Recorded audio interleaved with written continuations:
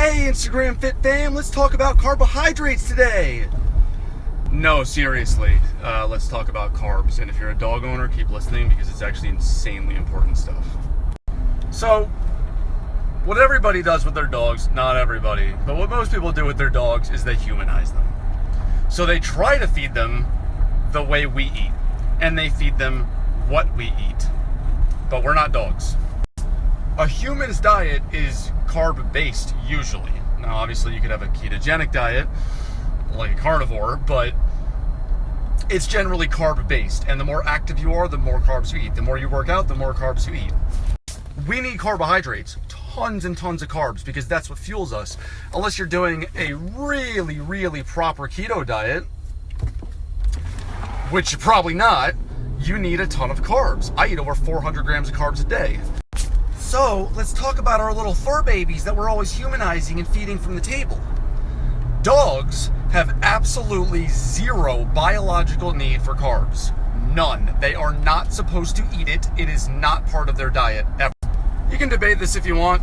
It's 2017 and people still debate that, dogs aren't carnivores, they're omnivores. No, they're not. They're carnivores. This is not an opinion. It's not even arguable. It's science. You could just look at their teeth and know that answer. They're carnivores. A dog gets all the fuel it needs from fat. So a dog eating a bunch of fat will not make it fat. They're supposed to eat fat, protein, and fat. That's their diet. That's what they're supposed to be eating. Carbs, which do not belong in a dog's body, are processed and turned into glucose. What does glucose eventually lead to? Kidney problems, failure, diabetes, and kidney problems and diabetes is at epidemic highs right now. Cancer is also at epidemic highs in dogs right now. So why would diabetes and cancer be at all-time highs in dogs? Because of the food we give them. Because 85% of the dog food industry is carb-based food, and they're not even supposed to eat it. So it really doesn't matter if the first ingredient on your puppy chow is organic deboned chicken, because the next 6 are carbs. Now, sweet potatoes and pumpkin are not processed the same way that other carbs are. So those are kind of an exception, but I still don't feed them to my dogs anymore. Karma used to get them. So while a lot of people are like, wow, my dog's on a grain-free food, that's awesome, but all dog food should actually be grain-free. There should never be grain in dog food. It does not belong in their body. It's not supposed to be there. Have you ever seen a lion growing wheat and making bread so it can have toast with its breakfast in the morning? No, because they're not supposed to eat it. It's not natural.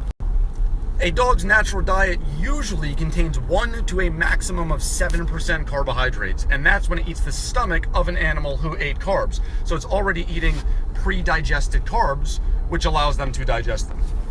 So, what are the number 1 foods that people take off their plate and hand to their dog? Carbs.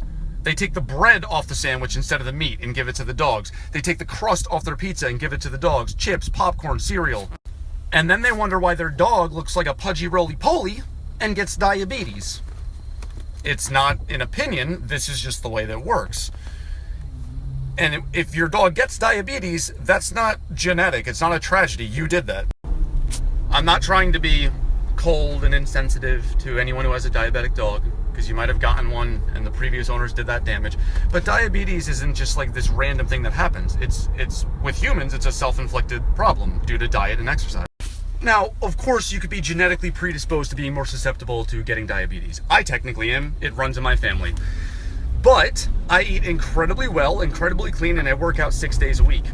So I'm not concerned about it at all. However, when you go to Wendy's to pick up a burger for your dog on your way home, and you know their top 3 favorite candies, and you know what, flavor of Doritos is their favorite, and then they get diabetes, you can't blame the dog or genetics. If a dog gets diabetes, it's not self-inflicted because they don't choose their diet. You do. So it was owner-inflicted. And this is really important because you need to know it, because it's not information you hear every single day, and most people have no idea they're not supposed to eat carbs. So with that said, think about it. Like, really, really think about it. What are you taking off your plate and handing to your dog that is genuinely good for them? Take your time, because you're going to need a lot.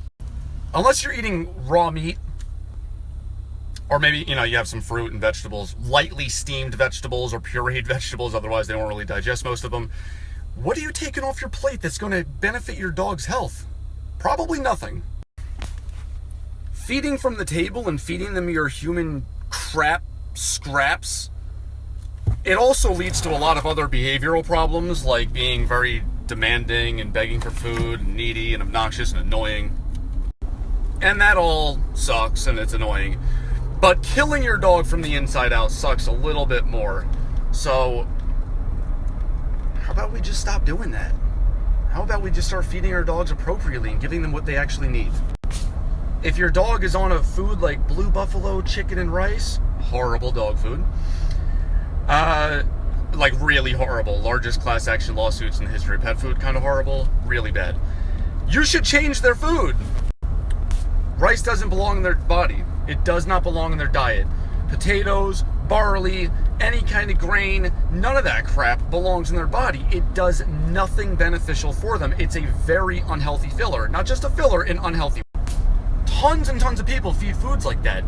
This, like $55, 25-pound bag of Blue Buffalo that's loaded with grains, and they can actually feed a superior food like a canna for the same price or cheaper without any grains and significantly higher quality meat. If you don't take care of your body, that's your own problem. If you don't take care of your dogs, that's not their fault. There's nothing they can do about that. That's on you. And what you put into that body dictates how long it's going to last and how well it does. When people say things like, you're having a bad day and you get that obnoxious comment nobody wants to hear where, well, at least you have your health. Well, at least you have your health. And without that, you have nothing. It's true. Even if you don't want to hear it, it's true. What does your dog have without their health? Nothing. I don't care how many tricks your dog knows. It doesn't mean anything if they're not healthy. Get them healthy. Get them on a better food. Feed them right.